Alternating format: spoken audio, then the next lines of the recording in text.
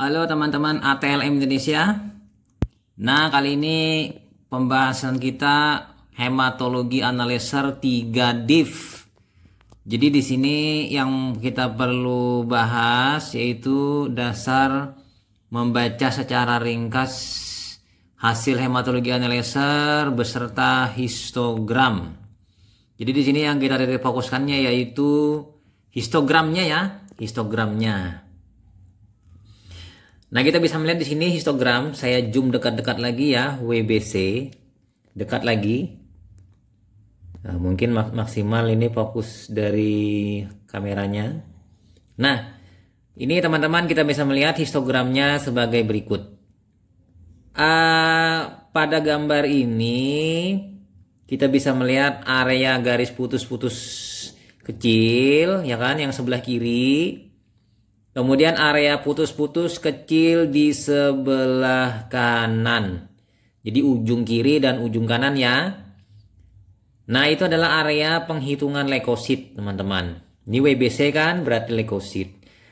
Lalu setelah itu kita lihat lagi area warna merah itu adalah penghitungan total. Nah, kalau area putus-putus yang tebal pertama itu adalah area, jadi putus-putus kecil dengan area putus-putus yang panjang yang pertama itu adalah area penghitungan limfosit. Sementara area putus-putus yang pertama dan kedua itu adalah area penghitungan dari MIT yang terdiri dari monosit, basofil, dan eosinofil. Oke, berarti kan dua sudah kita sebut. Karena 3 dip, di pertama mau limfosit, di kedua MIT atau mix, yang ketiga garis putus-putus yang panjang, hingga garis putus-putus yang pendek di sebelah kanan. Itu adalah area penghitungan granulosit ya teman-teman, granulosit. Jadi sudah lengkap, ada 3. Sel paling terkecil intinya adalah limfosit. Sel inti yang ukuran sedang monosit, eosinofil, basofil. Dan sel yang intinya paling besar adalah neutrofil atau granulosit. Nah, dari sini kita bisa melihat teman-teman, apabila grafik histogramnya rendah berarti itu jumlahnya rendah. Teman-teman, jumlahnya rendah. Kemudian apabila grafik histogramnya itu bergeser ke kiri, selnya kecil-kecil. Apabila grafik histogramnya bergeser ke kanan, selnya besar-besar. Apabila grafik histogramnya tinggi, itu berarti tinggi. Oke, kita ulang lagi, teman-teman. Apabila grafik histogram berwarna biru itu rendah, berarti rendah. Apabila tinggi, tinggi. Apabila bergeser ke kiri, selnya kecil. Apabila bergeser ke kanan, selnya besar. Oke, konsep pertama untuk WBC. Nah, berdasarkan gambar ini, teman-teman simak benar-benar bahwa area pertama limfosit itu bergeser ke sebelah kanan. Namun rendah. Berarti di sini nanti kita bisa melihat populasinya limfositnya rendah. Limfopenia. Dan yang dominan di sini nanti limfositnya limfosit besar, bukan limfosit kecil. Limfosit kecilnya sedikit. Mungkin ini limfopenianya akibat populasinya yang menurun atau memang tergeser dipkonnya oleh kenaikan sel lain. Jadi mungkin limfositnya tetap normal atau menurun tapi digeser oleh yang sel lain. Nah, sekarang kita pindah yang bagian kedua, mixture atau MIT, sel ukuran sedang, yaitu monosit, basofil, dan eosinofil. Itu dia masih berada di dalam batas normal ya, atau rendah sedikit. Rendah sedikit ya. Nah, kita lihat grafiknya. Sementara yang bagian ketiga warna biru, nah si neutrofilnya ternyata melonjak sampai puncak tertinggi. Artinya dia ini adalah tinggi. Neutrofilnya tinggi namun ukuran selnya masih dalam batas normal. Jadi kalau misalnya bergeser ke kiri, ini mungkin segmennya antara 2 sampai dengan 3. Apabila digeser ke kanan, nanti dia segmennya bergeser menjadi 4, 5, 6, bahkan sampai 7 hipersegmentasi. Apabila sampai ke ujung, nanti ditemukan sel yang mengalami aglutinasi dari leukosit. Jadi paling ujung nanti naik ke atas, itu adalah aglutinasi leukosit. Nah, kira-kira seperti itu gambarannya mengenai ini. Jadi dari WBC ini kita menyimpulkan teman-teman, adanya pertama kasusnya leukopenia dan neutrofilia. Jadi di sini leukositosis kemungkinan karena neutrofil tinggi, leukositosis dengan neutrofilia dan limfopenia. Nanti kalau yang midnya ini, kalau kita bisa melihat midnya ini adalah rendah juga ya. Jadi kemungkinan nanti di sini monositnya rendah, eosinofil rendah, atau basofil rendah, atau mereka ketiga-tiganya dalam batas normal. Nanti kita bisa melihat di penghitungannya ya, penghitungannya. Jadi ini dasar pertama kita membaca histogramnya ya, supaya teman-teman lebih memahami histogramnya dulu ketimbang hitung selnya. Nah, setelah kita melihat histogramnya, lalu kita bandingkan dengan selnya. Benar tidak? Nah, ini kita lihat WBC. WBC ini kita bisa melihat teman-teman, merah ini berarti tinggi ya. Plus pleknya plus berarti di sini adalah leukositosis. Benar yang kita simpulkan tadi, leukositosis kan. Nah, kita pindah ke dipkonnya. Nah, ini dipkonnya teman-teman. Dipkonnya kita dekatkan lagi. Di sini tampak neutrofilnya persennya 89%. Itu adalah plus. Berarti memang neutrofilia, dan neutrofil pagarnya, neutrofil jumlah mutlaknya adalah 14.700. Ya kan? Jadi dari 16.400 tadi, itu sebanyak 14.700 adalah isinya neutrofil. Berarti sekitar 89% leukosit yang 16.400 tadi adalah isinya neutrofil, teman-teman. Berdasarkan dari dipkonnya. Nah, sementara sisanya limfositnya 9%. Mixnya 2%. Berarti hanya 9% saja isinya limfosit dan mixnya 2% atau 11% ya. Nah, terdiri dari 9%, kalau kita hitung limfositnya hanya 1.400, masih dalam batas normal. Sementara mixnya itu 0,3 atau 300 sel per mikroliter. Jadi ini adalah rendah. Jadi tinggi rendahnya kita bisa melihat dari printout-nya ya. Warna merah tinggi, warna biru rendah, warna hitam itu dalam batas normal. Nah, itu kita mereview mengenai dipkon leukosit ya. Leukosit pada hematologi analyzer. Nah, pertama kita yang membahas itu. Jadi untuk bahasan selanjutnya nanti kita bahas mengenai histogram WBC dan histogram dari platelet.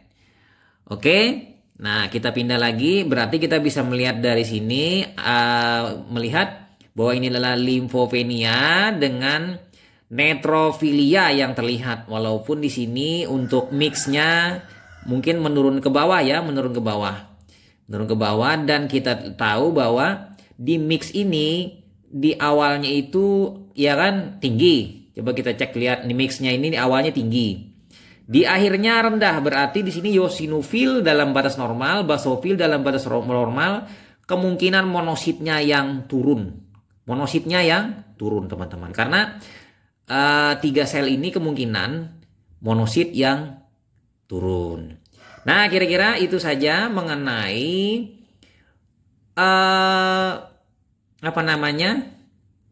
kita mereview belajar grafik atau histogram dari hematologi analyzer 3 dip ya, 3 dip untuk leukosit. Nah, kira-kira teman-teman kalau saya beri soal, seandainya soal, kira-kira teman-teman bisa enggak menjawab soalnya? Nah, ini kita jawab soal, beri soal sebagai berikut. Nah, kira-kira teman-teman hasil hematologi analyzer yang soal nomor 2 ini bagaimana hasilnya teman-teman? Tolong teman-teman berikan di komentar di kolom komentar. Histogramnya bagaimana? Bagaimana dengan limfositnya, mitnya, dan granulosit atau neutrofilnya? Berikan komentarnya di kolom komentar agar teman-teman bisa perlahan-lahan belajar dulu grafik histogram untuk WBC. Nah, untuk leukositnya informasinya ini 11.900. Nah, ini sekilas saya lihatkan hasil dipkonnya. Jadi itu kira-kira teman-teman. Kalau teman-teman ingin menjawabnya silakan berikan komentar di kolom komentar berdasarkan histogram tadi. Nah, kira-kira itu. Kemudian teman-teman saya beri lagi satu soal ya. Ini yang tidak saya perlihatkan hasilnya. Jadi teman-teman tinggal menulis nanti soal 1, soal 2 ya. Ini soal 2. Nah, perhatikan gambar histogramnya. Menurut teman-teman, apa yang kira-kira teman baca dari hasil histogram pada gambar berikut ini? Silakan teman-teman menjawabnya, tinggal menulis soal 2. Apakah nanti soal 2 nanti teman-teman ini ada dari sini kita bisa membacakan nanti pilihan teman-teman. Normal neutrofilnya, normal neutrofil atau neutrofilia atau neutropenia. Nanti kan teman-teman di soal 1 soal 2 pilihannya atau limfopenia, limfositosis, atau nanti tinggal menuliskan mixnya. Mix ini kita bisa menyebutkan jadi mixnya normal atau meningkat atau menurun. Nanti seperti itu ya teman-teman di kolom komentar kalau teman-teman ingin menjawabnya. Nah, kira-kira itu saja teman-teman mengenai belajar dasar histogram hematologi analyzer. Semoga bermanfaat. Ini yang kita bahas pertama adalah WBC. Oke, selamat menjawab soalnya. Saya Ahmad Lay pamit. Bye. Halo teman-teman ATLM Indonesia. Kembali kita masuk ke seri 2 dari dasar pembacaan hematologi analyzer. Tadi kita sebelumnya kita membahas WBC, sekarang kita bahas RBC-nya ya. RBC atau eritrosit atau sel darah merah. Nah, pada gambar berikut ini kita bisa menginterpretasikan bahwa RBC itu pada prinsipnya yang histogram warna biru itu pada prinsipnya mirip-mirip seperti ini. Fisiologisnya seperti ini. Tapi apabila dia bergeser ke sebelah kiri ya gesernya ya yang grafik warna birunya ini, maka selnya kecil-kecil ya, kecil-kecil atau biasa disebut dengan mikrosit atau mikrositosis bila banyak. Nah, apabila dia bergeser ke sebelah kanan, histogram warna birunya bergeser sebelah kanan, maka itu akan banyak ditemukan selnya besar-besar atau makrosit atau makrositosis bila jumlahnya banyak, ya kan? Nah, sudah konsepnya pertama normosit pada prinsipnya di tengah, ya kan, di sekitar 80-an. Nanti kalau misalnya ada histogramnya tertulis 80-an, di skalanya itu 50, 80 dan 100 skala bawahnya itu, Berarti dia harus berada di sekitar 80-an atau 85 misalnya. Itu adalah normosit. Ukuran selnya normal. Nah, apabila bergeser ke sebelah kiri, itu adalah mikrosit. Bergeser ke sebelah kanan, makrosit. Oke, teman-teman, untuk tahu mengenai normosit, makrosit, mikrosit, teman-teman bisa melihat di kelainan eritrosit yang sudah saya upload videonya. Nah, itu. Nah, kemudian itu sudah konsep pertama, konsep kedua sudah, konsep ketiga sudah. Normosit, mikrosit, makrosit. Oke, tinggal teman-teman ingat dan telan. Apa itu makrosit, mikrosit, dan normosit. Nah, saya bolak-balik ya, makrosit, mikrosit, normosit. Normo sedang, mikro kecil, makro besar. Nah, sudah. Sekarang kita masukkan yang keempat, yaitu lebih kecil dari mikrosit. Berarti nanti dia berada di sebelah kiri dari garis putus-putus hitam di sebelah kiri. Sebelah kiri kan ada garis putus-putus tuh warna hitam. Dia muncul sebelum garis hitam putus-putus hitam ini. Pertama, kemungkinan nanti ditemukan sel fragmen. Eritrosit berbentuk fragmen, pecahan, sisa-sisa. Atau mungkin ditemukan giant trombosit atau giant cell. Dia terbaca sebagai giant cell. Oke, paham teman-teman? Yang keempat, kita penilaiannya apabila dia keluar dari area garis putus-putus hitam, muncul lebih awal di garis putus-putus hitam, itu adalah fragmen sel atau giant cell. Oke? Nah, kemudian kita masuk yang ke nomor 5, yaitu apabila dia melebihi dari 100. Tadi ini kan ada garis yang warna biru ini paling bawah, ini biru ke bawah kan turun ke bawah. Ini naik ke atas. Berada di area hampir di ujung tapi belum di ujungnya. Itu akan ditemukan selnya adalah sel yang mengalami aglutinasi eritrosit. Ya, aglutinasi eritrosit atau eritrosit yang ukurannya besar sekali. Nah, ini aglutinasi eritrosit nanti ya, terbaca aglutinasi eritrosit. Nah, jadi pada prinsipnya di histogram gini ada 5 saja ya, 5. Pertama, normosit, tengah-tengah di puncaknya, semakin banyak populasinya semakin banyak puncaknya. Kedua, mikrosit. Ketiga, makrosit. Keempat, fragmen sel atau giant cell nanti terbaca. Kelima adalah aglutinasi eritrosit. Oke, paham teman-teman? Nah, sudah kita pada prinsipnya nanti sudah kita paham, berarti di area ini terbagi menjadi 5 bagian nanti ya teman-teman. Oke? Nah, sekarang kalau berdasarkan gambar ini kita bisa melihat eritrositnya ini adalah dalam kondisi histogramnya normal. Tidak ke kanan, tidak ke kiri. Berarti ini adalah normosit atau normositosis.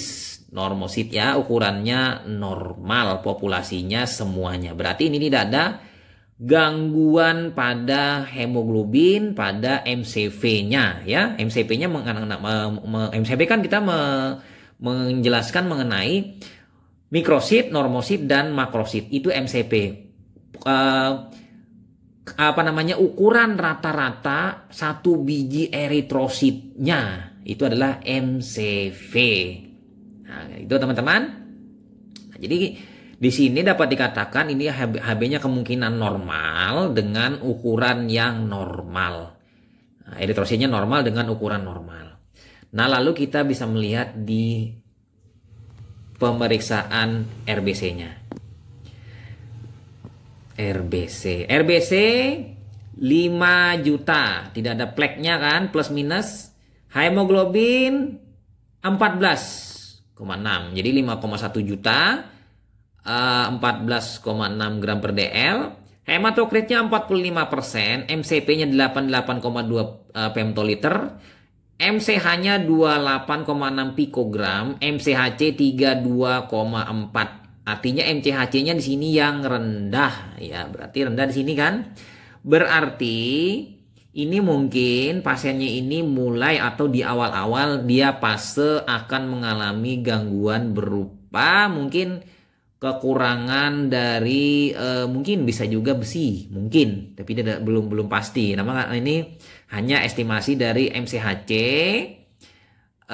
rendah, di bawah dari atau mungkin anemia sedikit. Jadi berapa banyak hemoglobin dalam satu biji eritrosit dalam gram per dl? Konsentrasinya itu dilambangkan oleh MCHC. Jadi satunya 32,4. Walaupun melesetnya sedikit 0,6. Ya, idealnya 33 ya kan, masuk di 33. Nah, ini kira-kira mengenai indeks eritrosit ya. Nah, sekarang kita masuk ke RDW-nya.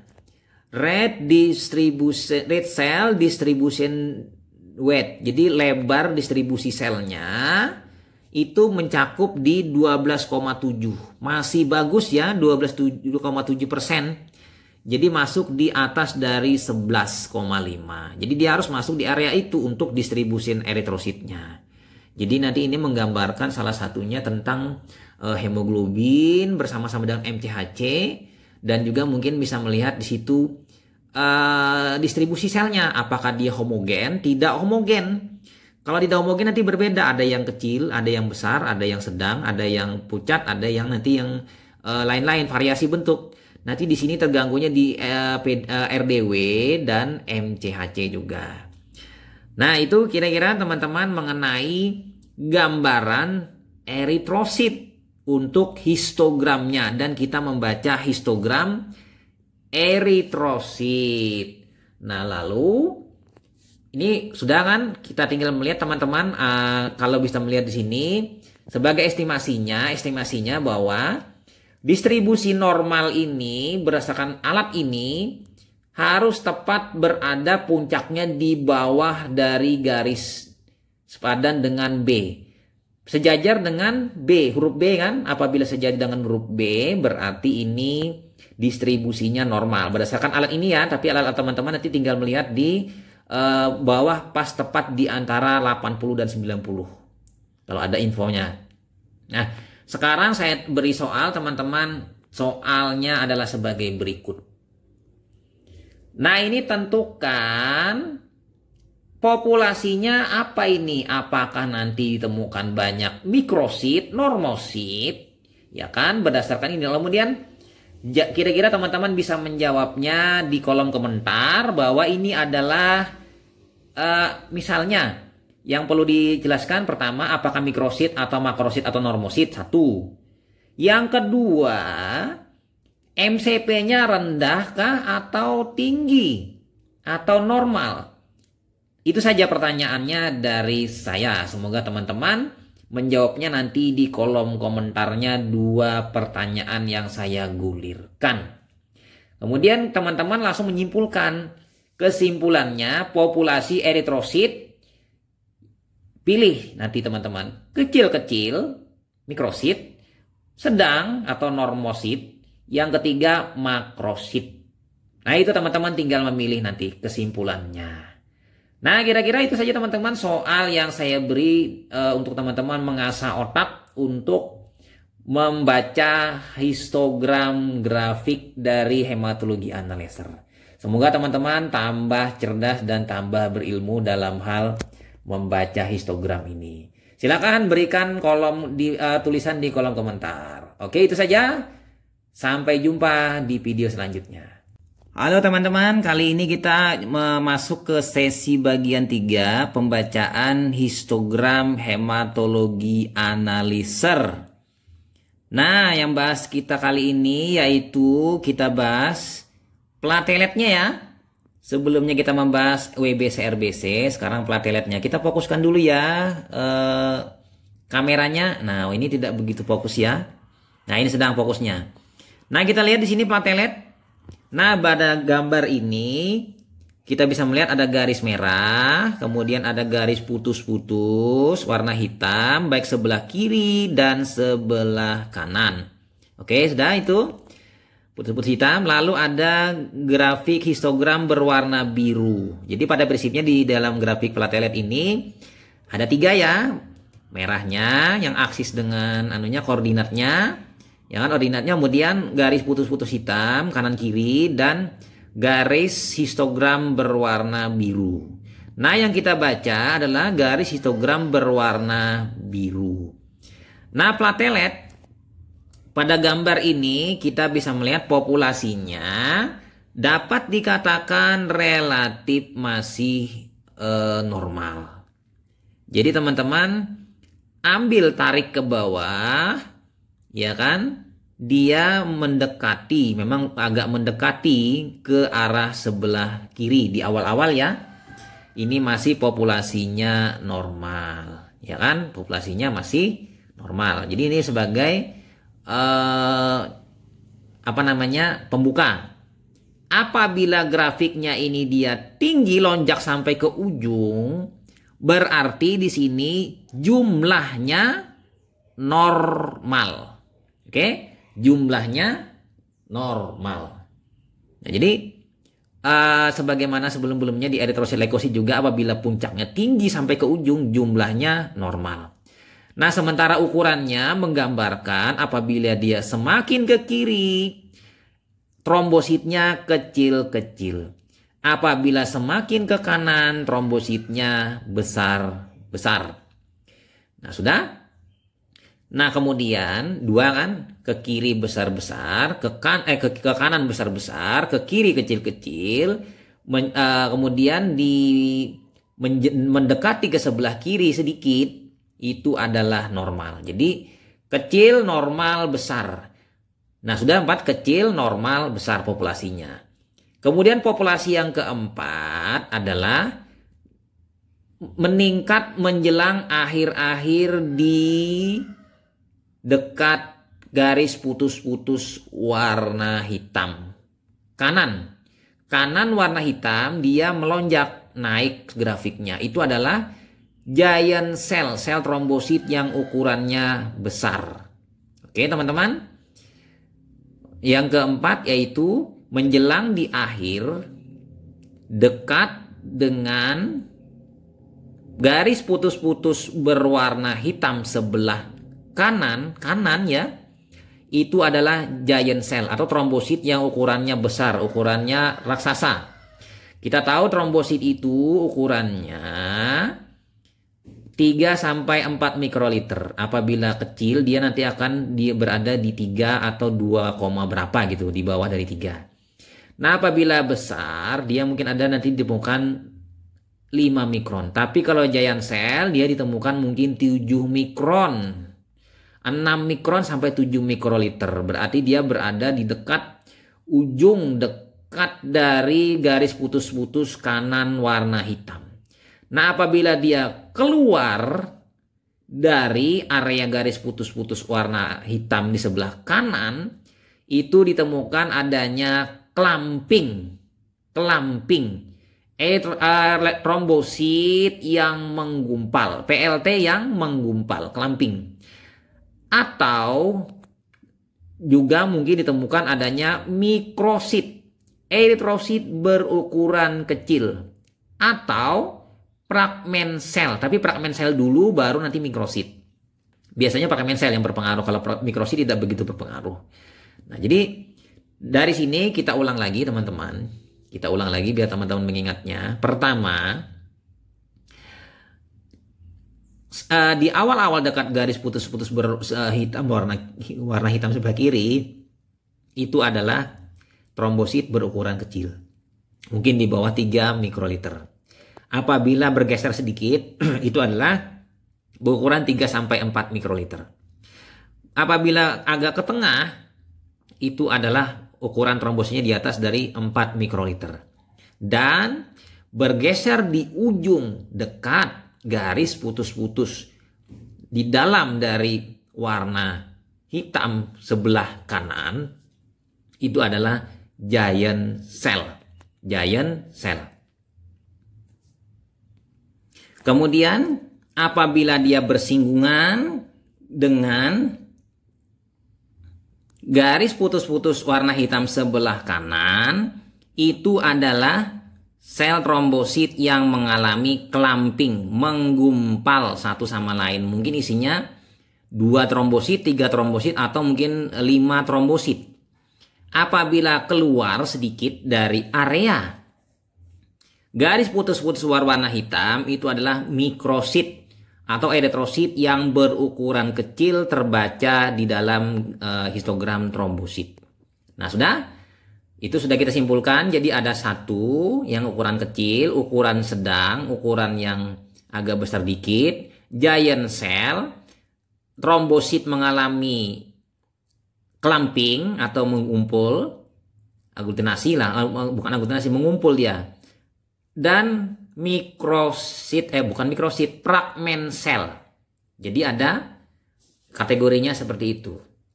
Nah, berdasarkan gambar ini, ya kan, histogram ini trombositnya kalau kita lihat atau plateletnya adalah dalam batas normal.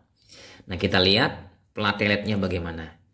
Nah, plateletnya tadi dalam jumlah normalnya jumlah 308 normal, ya kan, masih di bawah ring 150 sampai 450. Kemudian kita lihat PDW-nya, distribusi dari plateletnya RDW, PDW maksudnya, bukan RDW. Platelet distribution weight 11,3 FL, berarti dia masih masuk dalam ring.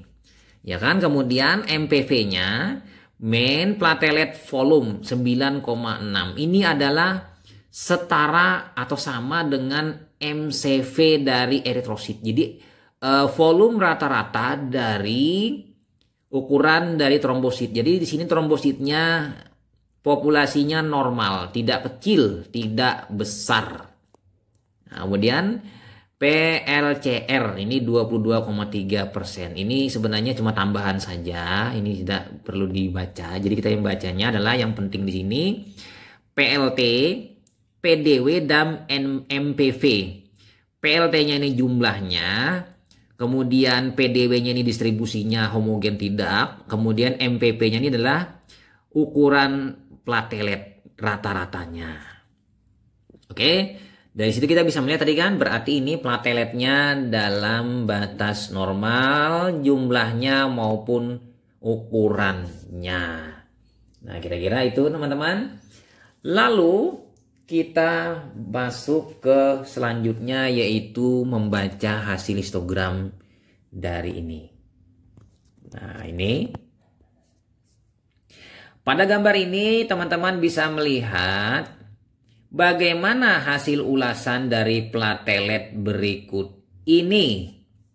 Ya, berikut ini ya teman-teman. Tinggal teman-teman membacanya.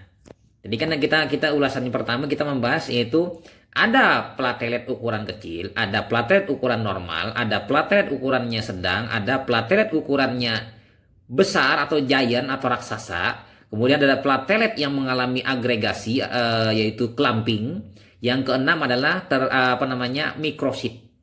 Jadi teman-teman tinggal berikan jawabannya di kolom komentar berdasarkan ini, histogram yang berwarna birunya.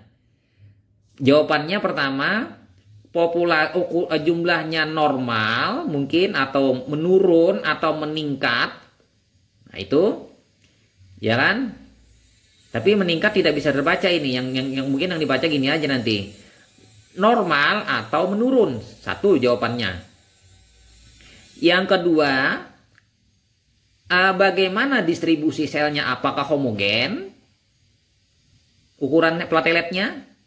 Yang ketiga, apakah ada kelainan plateletnya membaca yang lain? Misalnya jawabannya bisa clumping. Yang kedua giant cell, pilih. Yang ketiga fragment cell. Silakan teman-teman menjawabnya di kolom komentar. Nah, itu saja kira-kira teman-teman.